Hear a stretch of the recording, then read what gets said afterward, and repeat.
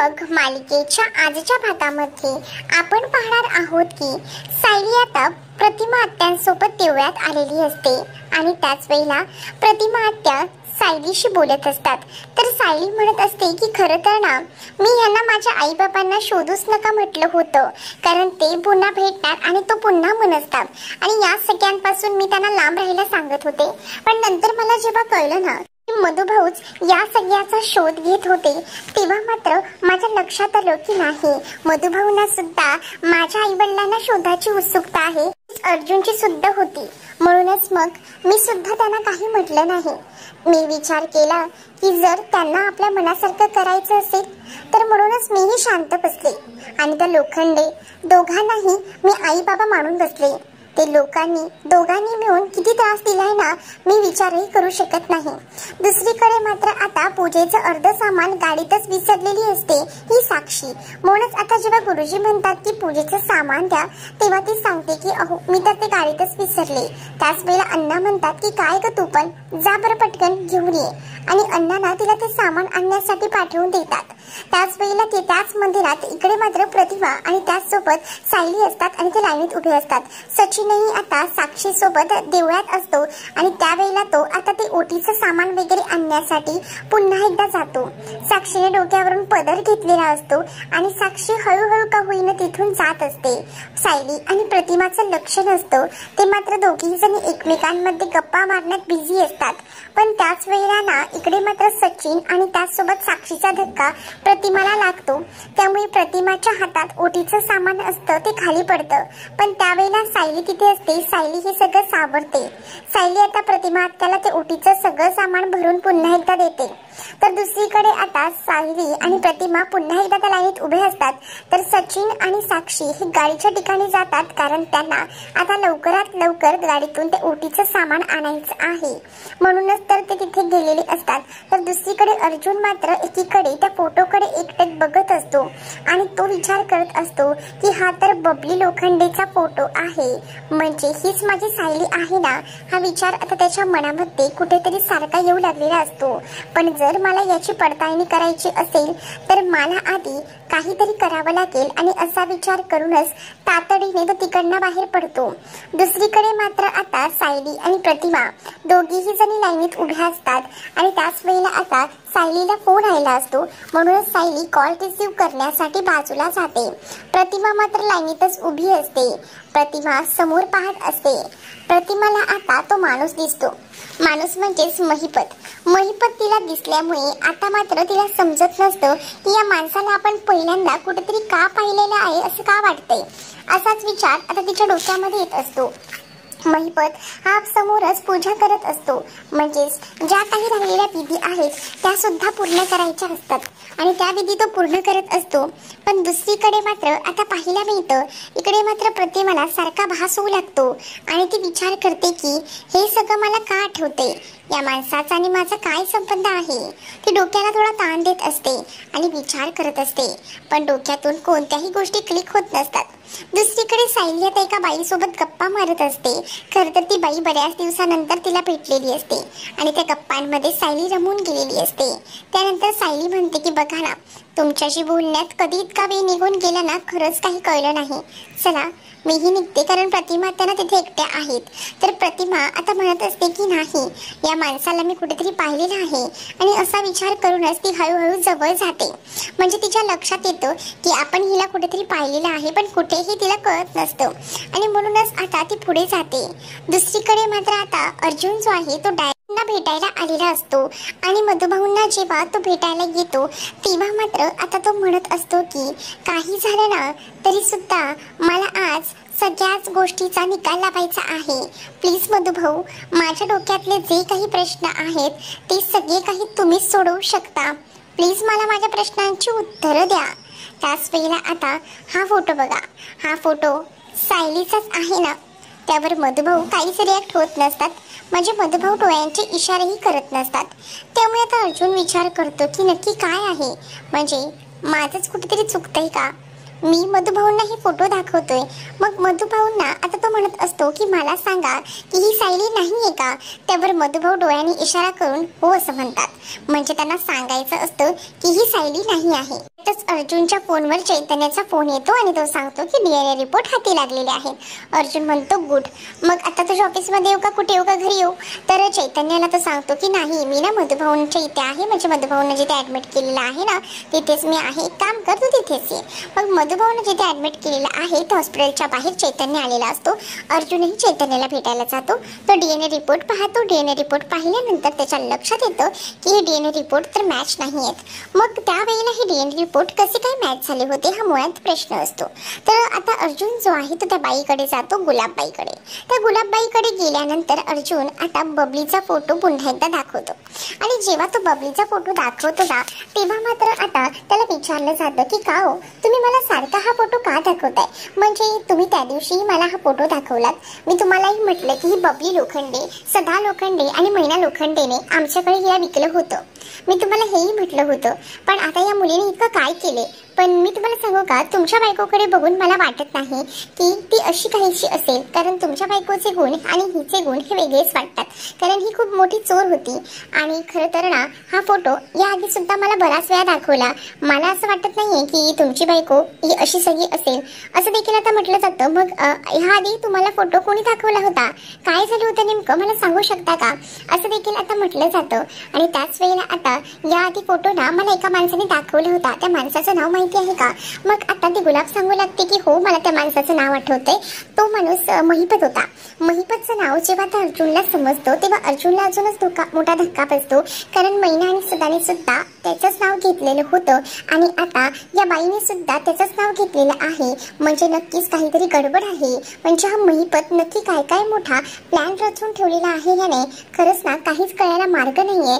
आणि म्हणूनच खूप मोठा द्विधा मनस्थितीत जो आहे तो आता अर्जुनही अडकलेला असतो। अर्जुनलाही कळत नसतं की आता काय करावं। इकडे मात्र महिपत आता वाट बघत असतो की साक्षी आणि सचिन कधी येतात, कारण का त्यांनी सामान आणायला गेलेले असतात।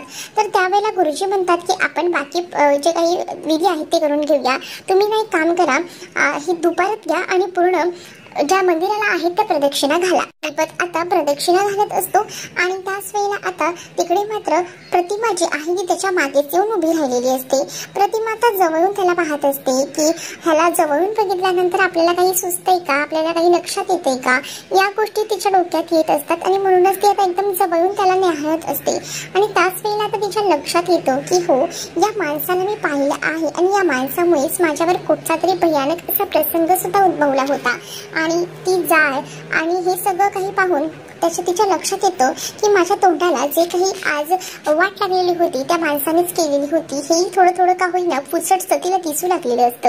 आणि त्यामुळे ती महिपतकडे एकटक पाहत असते आणि आता सुद्धा महिपतच्या हातातच ते जळता निकारा असतो आणि त्यामुळेच ना तिला आता पूर्णपणे खात्री पटते की नाही हा हाच आहे, तो तोच माणूस आहे का, असा ती आता विचार करत असते।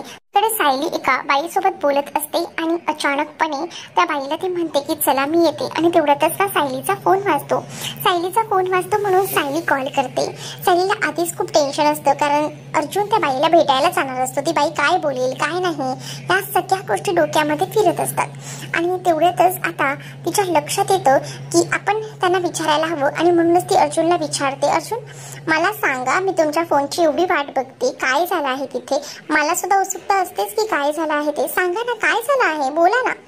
आता इकडे अर्जुन मात्र तिला म्हणत असतो अगं बोलायला तरी दे मला, अगं वेळ तरी दे मला बोलायला। तर अर्जुन म्हणतो आता एकदम शांत म्हणजे शांत, मी गेलो होतो तिकडे त्या बाईला विचारायला, त्या बाईने फक्त एकच नाव घेतलं, ते म्हणजे त्या महिपतचं, महिपत बद्दलच तिने सांगितलं। काय म्हणजे महिपतचं नाव सांगितलंय, या सगळ्याच्या मागे महिपतच आहे इकडे सुद्धा, असं आता सायलीलाही कळलेलं असतं। आणि त्यामुळे सायली सुद्धा मोठ्या शॉकमध्ये असते। ती आता विचार करत असते की नेमकं कसं काय घडतं या सगळ्या गोष्टी, म्हणजे तिलाही क्लिक होत नसतात ना एका पॉईंटला ह्या गोष्टी, आणि म्हणूनच तीही आता या सगळ्या गोष्टीचा विचार करत असते। तर दुसरीकडे मात्र आता सायली जी आहे ती शांत असते, कारण सायलीला कळून चुकलेलं असतं की ह्या सगळ्यामध्ये सुद्धा महिपत आहे। सदा मैनाला सुद्धा महिपतने सांगितलेलं होतं बाईला सुद्धा या महिपतने सांगितलं आहे आणि हे जेव्हा तिला समजतं तेव्हा मात्र धक्का बसतो. पण जेव्हा ती समोर पाहते ना तेव्हा प्रतिमा आत्या ज्या आहेत त्या जागेवरच कोसळलेल्या असतात. कारण प्रतिमा आत्याने आता महिपतला पाहिलेलं असतं. महिपत तो आता जाळ घेऊन फिरत असतो आणि त्यामुळे आता इथे प्रतिमाच्या लक्षात येतं की हा तोच माणूस आहे ज्याने आपल्याला त्रास दिला होता आणि त्याच्या हातातही तोच जाळ असतो. आणि आता पुन्हा एकदा आग पाहून ती घाबरते आणि जोरात किंचाळी मारते. जेव्हा आता ती जोरात किंचाळते ना तेव्हा मात्र अहो बाई काय झालंय तुम्हाला, अशा काय करताय असं महिपत बोलू लागतो.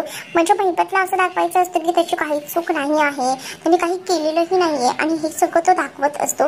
पण इकडे मात्र प्रतिमाने बरोबर आता ओळखलेलं असतं. कारण प्रतिमाला गोळ्या वगैरे व्यवस्थित सुरू असतात आणि प्रतिमाचा बराच जो भूतकाळ होता तो प्रतिमाला आता आठवू लागलेला होता आणि त्यामुळे प्रतिमाची स्मृती देखील हळूहळू का होईना पूर्ण आलेली असते. आणि त्यामुळे जेव्हा ती आता त्याला पाहते तेव्हा मात्र लक्षात येतं की या माणसाला आपण या आधी तरी कुठेतरी पाहिलेलं आहे. आणि ती अचानक चक्कर येऊन कोसळते.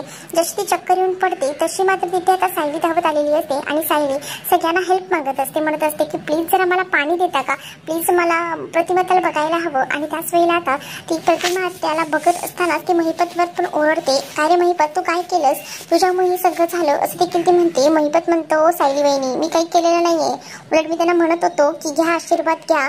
आणि तसंही मी देवळात आलो होतो माझ्या मुलीसाठी, म्हणजे तुलाही माहिती आहे माझी मुलगी आता या जगात राहिली नाही आणि त्यामुळे मी देवाला जरा साकडं घालायला आलो होतो आणि या सगळ्यांमध्ये मला ही मते दिसली आणि मी काहीच केलेलं नाहीये. महिपत सायलीला सांगत असतो तर सायली म्हणत असते की ठीक आहे, पण आता पाणी शिंपडल्यावर सुद्धा प्रतिमाला काही जाग येत नसते आणि त्यामुळेच ना खूप जास्त टेन्शन सायलीला येतं. महिपतला सांगितलेलं असतं की जा तुम्ही प्रदक्षिणा घाला म्हणून महिपत ना आता देवी आईच्या समोर प्रदक्षिणा घालत असतो.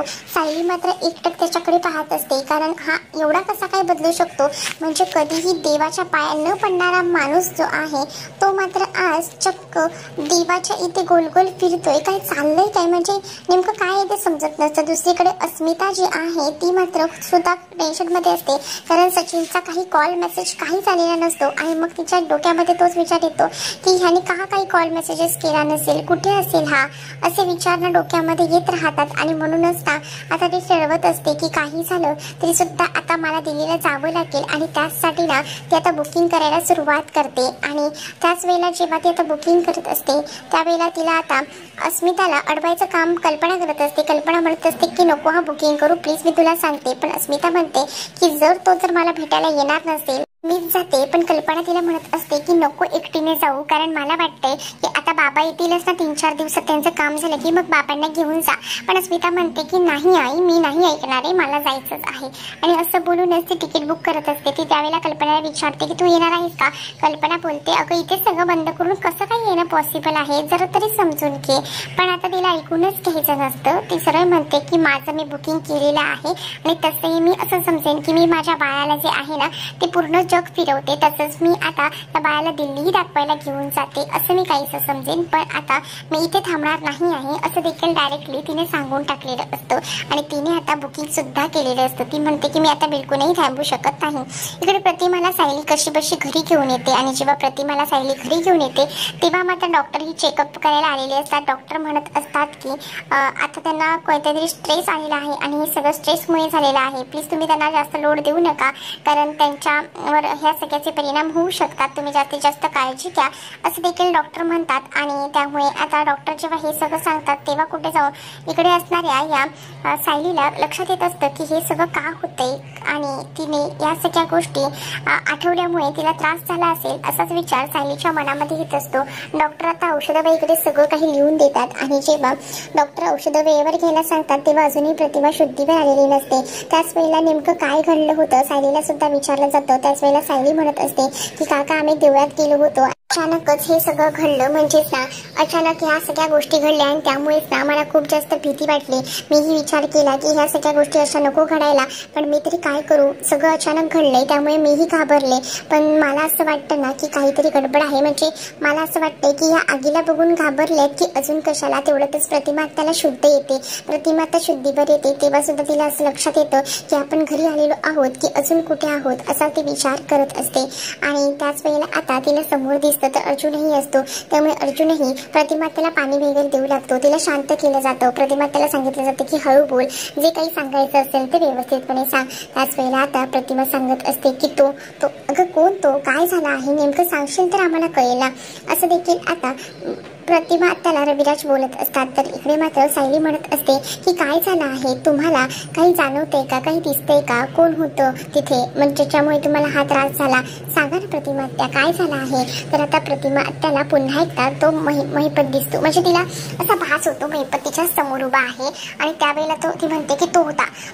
मग आता सायलीच्या लक्षात येतं तो होता म्हणजे नक्कीच आता प्रतिमा त्या महिपत बद्दलच बोलत असतील आणि महिपत बद्दल बोलतात हे जेव्हा आता इथे मात्र सायलीला कळतं तेव्हा सायली विचार करते, म्हणते की काहीतरी नक्कीच गडबड आहे. आणि त्याच वेळेला आता सायली म्हणत असते की आपण एक काम करूया आणि गोळ्या वगैरे खाऊन घेऊया. त्याच वेळेला तिथे असणारी ती सुमन म्हणते की मी ना वहिनींसाठी मस्त सूप घेऊन येते, पण ह्या सगळ्याला खरं तर नकार देत असते प्रतिमा म्हणत असते की नको मला आता सूप. वेळेला मात्र आता सुमन म्हणत असते की मी सांगत नाहीये, मी तुमच्यासाठी ते सूप घेऊन येते, मला काही ऐकायचं नाहीये, तुम्ही ते सूप खाऊन घ्या. आणि त्याच वेळेला सुमन जेव्हा तिथे सूप आणायला जाते तेव्हा मात्र पुन्हा एकदा इथे प्रतिमाला तो समोर आहे का असं वाटू लागतं आणि ती मात्र जोरजोरात ओरडू लागते आणि ती म्हणते की तो माणूस नाही मला नाही जमते असं ती बोंबलू लागते. आणि त्याच वेळेला मात्र त्या माणसाबद्दलच्या सगळ्या गोष्टी इकडे मात्र सायलीला लक्षात येतात. सायली म्हणते की ठीक आहे, एक मिनिट थांबा. आणि प्रतिमा त्याला ती आता मोबाईल मधला तो फोटो दाखवायला सुरुवात करते, म्हणजे मोबाईल मध्ये सायलीचा ऑलरेडी फोटो असतो आणि तो फोटो सायली काढायचा ठरवते, कारण सायलीने स्वतः महिपतला तिथे पाहिलेलं असतं. आणि सायली जेव्हा ते पाहते तेव्हा तिने घरी आल्यावर रविराज काकांना आणि त्यासोबत अर्जुनला सुद्धा सांगितलेलं असतं की तिथे महिपत होता. पण आता त्या गोष्टीमध्येच या सगळ्यांना हीच भीती आहे का हे सगळं काही सायलीला जाणून घ्यायचं असतं. म्हणून सायलीच्या मोबाईलमध्ये जो फोटो असतो तोच फोटो आता सायली दाखवू लागते महिपतचा. आणि महिपतचा फोटो बघितल्यानंतर पुन्हा एकदा प्रतिमा जोरात किंचाळते. त्यावेळेला रविराजांना आणि सायलीला कळतं की हे सगळं काही या माणसामुळे होतंय. त्यामुळे सायली म्हणत असते की मला कळते प्रतिमा आत्या, तुम्हाला त्रास होतोय, नका पॅनिक होऊ, मला आता सगळ्या गोष्टीच्या लिंक लागलेल्या आहेत असं देखील सायली आता बोलत असते.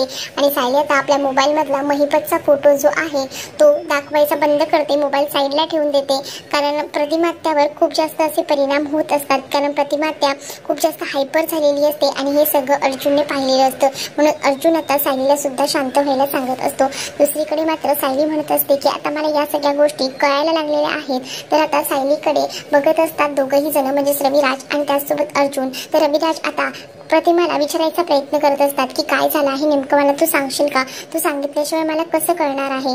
तर रविराज प्रतिमाला विचारत असतात आणि म्हणतात की या माणसाने तुझ्यावर कधी हल्ला करायचा प्रयत्न केलाय का, सांग ना गं प्रतिमा सांग. तर आता प्रतिमा मात्र शांत बसलेली असते, पण प्रतिमाला आता सगळ्या गोष्टी कळत असतात की जेव्हा तिचा ऍक्सिडेंट झाला होता तेव्हा सुद्धा हाच माणूस होता आणि त्याचसोबत आपल्यावर हल्ला करणारा सुद्धा हाच माणूस आहे हे तिच्या हळूहळू का होईना लक्षात येत असतं. आणि त्यामुळेच ना आता मात्र ती या सगळ्या गोष्टींचा विचार करत असते. आणि जेव्हा मात्र ती आता या सगळ्या गोष्टींचा विचार करते ना, ती म्हणत असते की कसं सगळं सांगू या लोकांना, खरंच मला कळत नाहीये, पण आज जे काही झालेलं आहे ते त्या माणसामुळे झालेलं आहे हे तर तिच्या लक्षात आलेलंच असतं. तर पुढील भागामध्ये जे रविराज विचारतात ना तेव्हा मात्र आता प्रतिमा शांत असते, पण सायलीला हे कळत असतं की काहीतरी गडबड आहे आणि म्हणूनच सायलीने विचारलेलं असताना इकडे मात्र प्रतिमा आता सांगू लागतात की हो अपघाताच्या वेळेला तो होता तिथे.